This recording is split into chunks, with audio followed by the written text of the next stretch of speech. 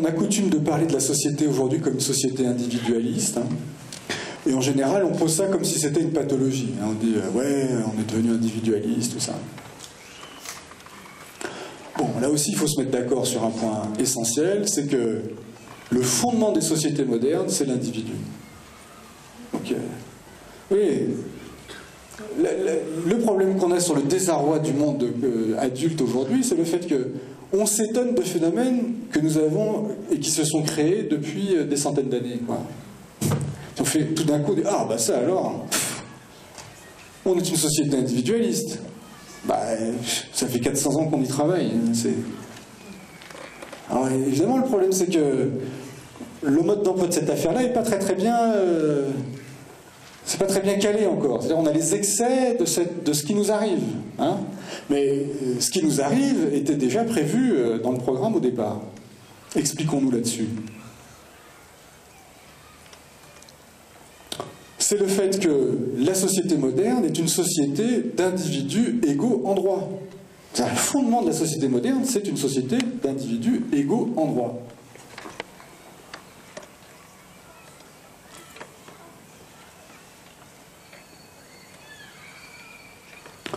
Donc il ne faut pas s'étonner que les individus réclament cette égalité et ces droits. Ça n'a rien de surprenant.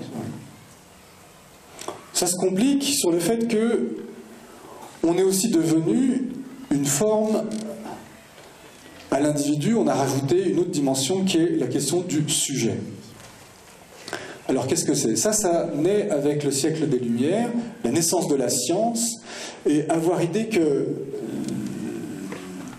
la science est instituée un sujet connaissant indépendamment du monde. C'est-à-dire que ce sujet qui va connaître le monde, il va faire des expériences, il va l'observer, etc. Il va produire une connaissance qui est une connaissance que lui, en tant que sujet, produit et indépendante du monde. Ça veut dire qu'il va être doué d'une raison capable de s'exercer sur le monde. Et ça, c'est pas quelque chose qui va de soi. Enfin, je veux dire que l'être humain n'a pas toujours fonctionné de cette manière-là.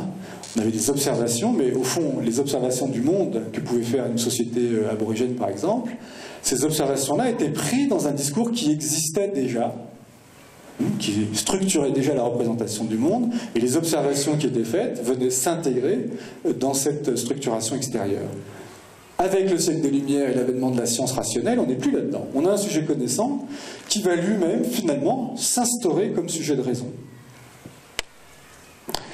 Le troisième domaine qui va être très très important à repérer, c'est le fait que le sujet de la modernité est aussi un sujet de la morale. C'est-à-dire qu'avant, eh bien, la morale, c'était ce que la religion disait qui était bien et mal, hein, pour faire simple. À partir d'un monsieur d'ailleurs qui est un ariégeois, qui s'appelle Bayle, Pierre Bayle, qui est un philosophe du XVIIe, et qui va écrire ça, hein, il va dire, monsieur Bayle,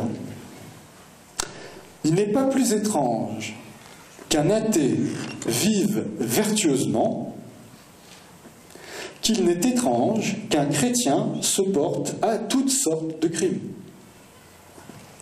Ça paraît comme ça, pas grand-chose, cette petite affaire, mais ça change tout. Ça veut dire qu'à partir de là, nous allons avoir un processus, une forme symbolique qui va se développer, qui est que la morale appartient au sujet et n'appartient pas à une transcendance. D'accord? Ça change énormément les paramètres du bien et du mal, du rapport du bien et du mal. Et il y a un monsieur qui s'appelle Kant, hein, qui a théorisé ça au 19e très très fortement. Hein. Lui, il dit, voilà, personne ne peut imposer à un sujet rationnel ce qui est bien et ce qui est mal. C'est-à-dire que seul le sujet doit déterminer pour lui-même ce qui est bien et ce qui est mal.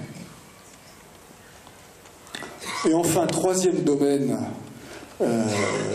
important également à comprendre, c'est la question de l'esthétique, c'est-à-dire qu'est-ce qui est beau ou qu'est-ce qui est laid. Jusqu'à présent, il y avait des canons esthétiques qui venaient formuler qu'est-ce qui était beau et qu'est-ce qui était laid.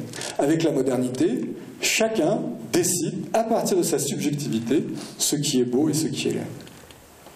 Donc on a un individu égal en droit, on a un sujet qui est légitime au niveau de sa morale et qui détermine et le bien et le mal et le beau et le laid.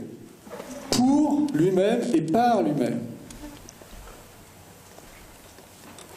Alors si on rajoute à ça le fait que, à partir du XIXe siècle, va se constituer la naissance de la psychiatrie, c'est-à-dire le fait que, ok, on est des sujets rationnels, d'accord, on est des sujets moraux, on peut déterminer le beau, le bien, le mal, le beau, le laid, etc. Très bien, mais qu'est-ce qu'on fait du fou, qui n'a plus sa raison, et qui lui ne peut pas déterminer ce qui est bien, mal, beau, laid, etc., etc. Jusqu'à présent, la question était traitée du côté du religieux.